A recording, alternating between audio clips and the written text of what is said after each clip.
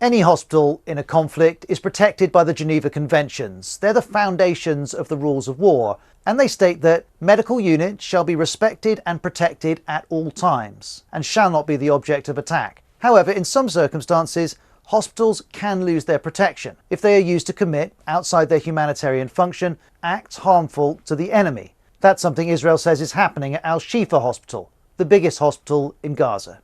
Who has turned the hospital into a war zone? Hamas, who have deliberately built their military infrastructure under the hospital. Proving this is important, according to the International Criminal Court's chief prosecutor. He writes, the burden of demonstrating that this protective status is lost rests with those who fire the gun, the missile, or the rocket in question.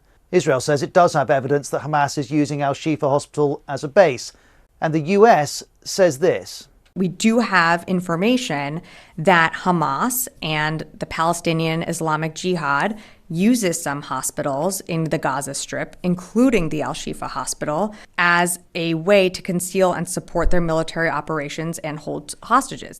Hamas denies doing this. The Geneva Conventions are also clear that hospitals can only lose their protective status if a warning has been given and time is allowed for evacuation.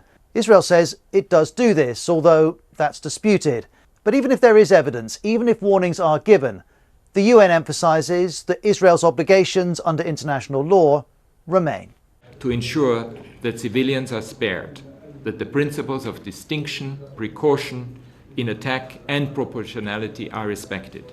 Failure to do so is also in contravention of the laws of war with devastating impact on civilians.